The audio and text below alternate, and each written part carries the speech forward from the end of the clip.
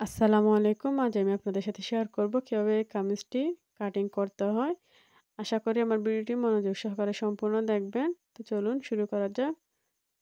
দেখতে পাচ্ছেন এটা আমার সামনের পার্ট এবং এটা আমার পেছনের পার্ট। তো আমি ২ টা পার্ট আলাদা করে নিয়েছি। তো প্রথমে আমি পেছনের পার্টটাকে কাটিং করে নিব। দেখতে পাচ্ছেন আমি উল্টো সাইড দিয়ে এভাবে ২ ভাঁজে ভাঁজ করে নিয়েছি। তো এই সাইডে আমার বন্ধ সাইড, আমার সাইডে খোলা সাইড। তো প্রথমে আমি শোল্ডারের মাপ নিব। দেখতে পাচ্ছেন এখানে আমার শোল্ডার আছে ১২ ইঞ্চি এবং এখানে আমার আর্মহোল আছে ৮ ইঞ্চি। তো দেখতে পাচ্ছেন আমি ১২ কে এভাবে ২ ভাগ করব। ২ ভাগ করলে ৬ ইঞ্চি আসে। তো ৬ ইঞ্চি আমি শোল্ডার নিব এবং ৭ ইঞ্চি নিব আর্মহোলের জন্য। তো দেখতে পাচ্ছেন আমি প্রথমে কাপড়টিকে সোজা করে দাগ দিয়ে নিয়েছি। তারপর নিচে আমি আর্মহোল নিচ্ছি ৭ ইঞ্চিতে। তারপর আমি বস করে নিচ্ছি।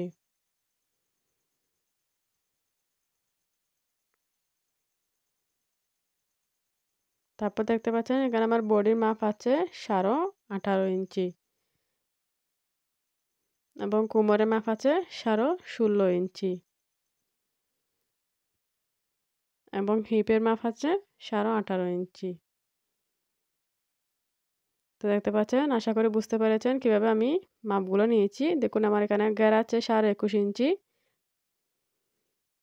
তো আবার 18.5 কে আমি এভাবে ২ ভাগ করব।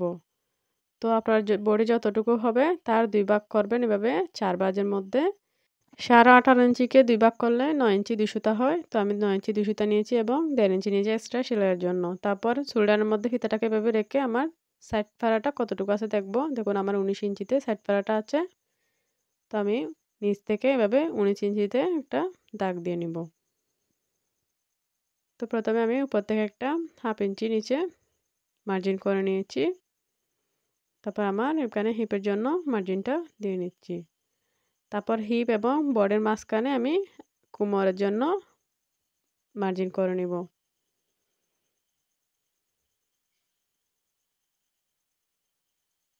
তো দেখতে পাচ্ছেন আমি ২ টা মার্জিন করে নিয়েছি।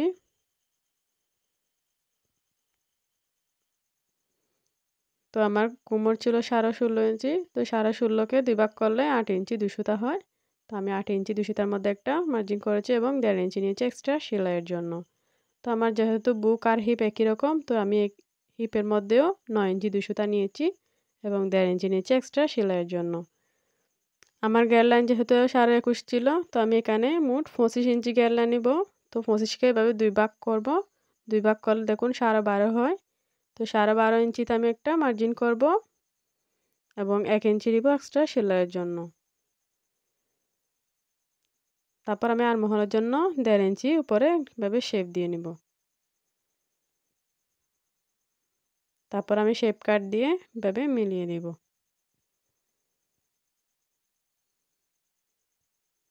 আশা করি খুব সহজে বুঝতে পেরেছেন আমি কামিজের মাপ থেকে কিভাবে কামিজটি কাটিং করতেছি। তো এভাবে শেপ কাট দিয়ে মিলিয়ে দেওয়ার পর আমি কাটিং করে নিচ্ছি।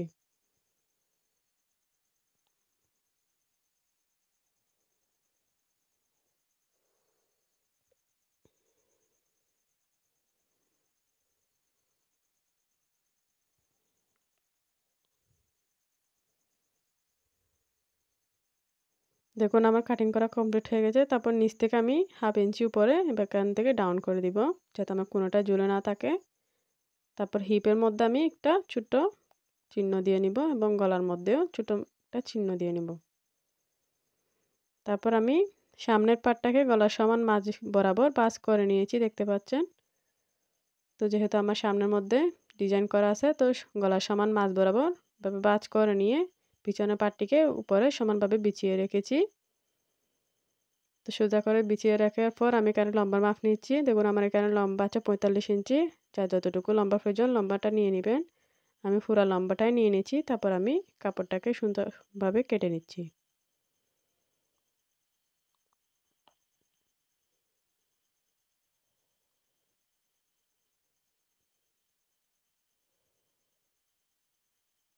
উপরটার বাজে একটু এদিকেও না একটু ওদিকেও না, সমানভাবে আমি কাপড়টাকে জাস্ট কেটে নিচ্ছি। আমার হাতের দিকে লক্ষ্য রাখলে কিন্তু বুঝতে পারবেন। তো এভাবে সামনের পাটেও আমি নিচ থেকে ডাউন করে দিয়েছি এবং হিপের মধ্যে এবং গলার মধ্যে কাট দিয়ে নিচ্ছি। তো আমি এখানে গলা কাটিনি, কারণ আমি গলা পেস্টিং পেপারে কাটিং করে দেখাবো। তো এখান থেকে আমি ব্যাক পার্টটা তুলে নিয়েছি। তারপর আমি আর্মহোলের জন্য শেপ দিয়ে নিব। ভিতরে এখানে 1/2 ইঞ্চি এভাবে ভিতরে ঢুকিয়ে শেপ দিয়ে নিচ্ছি। তারপর কাটিং করে নিচ্ছি।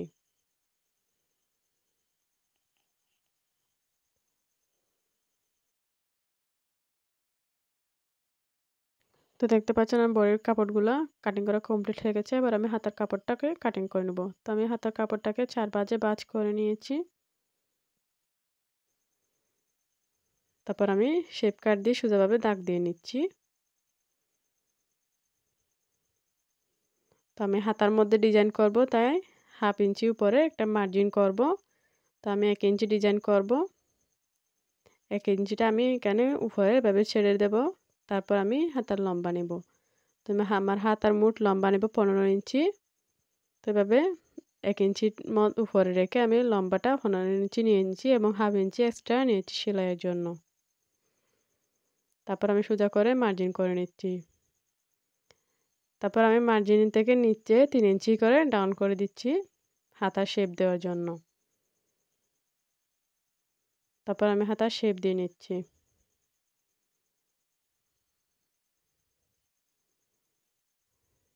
5 ইঞ্চি নিয়েছি হাতার মুহুরি এবং 1.5 ইঞ্চি নিয়েছি এক্সট্রা সেলাইয়ের জন্য।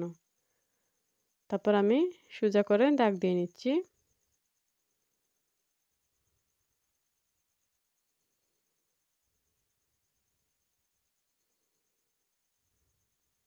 তো দেখুন এখানে আমার 8 ইঞ্চি আছে চওড়া।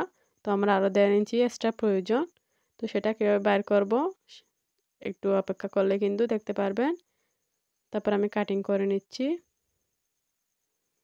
যাদের হাতা শর্ট পড়বে তারা কিন্তু আমার এই নিয়মেই ফলো করতে পারেন। তো দেখতে পাচ্ছেন আমার উপরে যে কাপড়টা আছে সেটাকে আমি 4 ভাঁজে ভাঁজ করে নিব। তারপর হাতার মধ্যে এভাবে রেখে আমার যতটুকু হাতার চওড়া প্রয়োজন ততটুকু নিয়ে নিব। আশা করি বুঝতে পেরেছেন।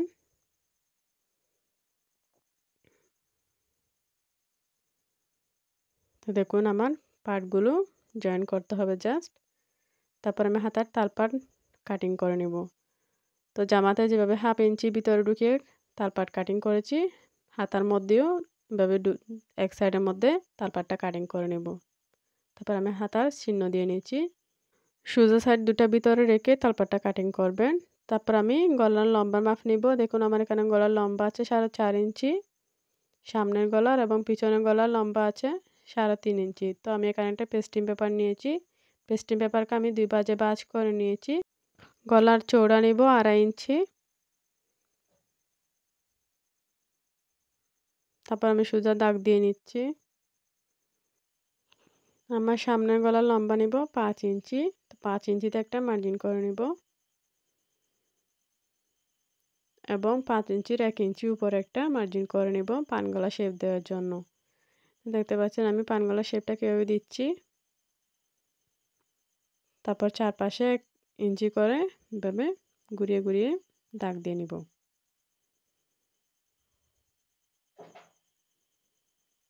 তারপর কাটিং করে নিচ্ছি।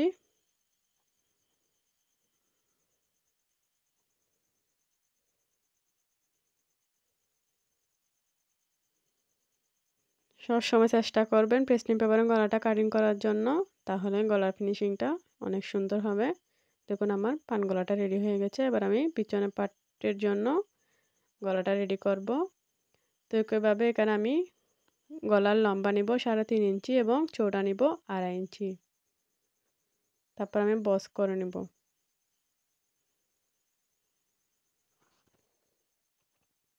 তো যেহেতু আমি এখানে টেবিল গলা দিব, তো পাশে 1 ইঞ্চি করে আমি এখানে মার্জিন করে নিব।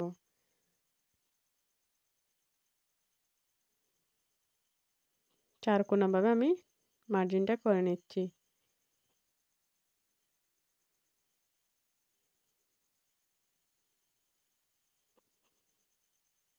সো ভিউয়ার্স, আমার ভিডিওটি কেমন লেগেছে? যদি ভালো লেগে থাকে তাহলে আমার চ্যানেলটিকে অবশ্যই সাবস্ক্রাইব করে আমার পাশে থাকবেন।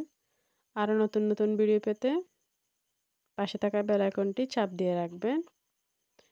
আমার ভিডিওটি কেমন লেগেছে আমাকে অবশ্যই কমেন্ট করে জানাবেন। দেখুন আমার সমস্ত পার্টগুলো কাটিং করা কমপ্লিট হয়ে গেছে। তো যারা আমার কাটিং ভিডিওটা দেখেছেন তারা অবশ্যই আমার সেলাই ভিডিওটা দেখবেন। টাটা।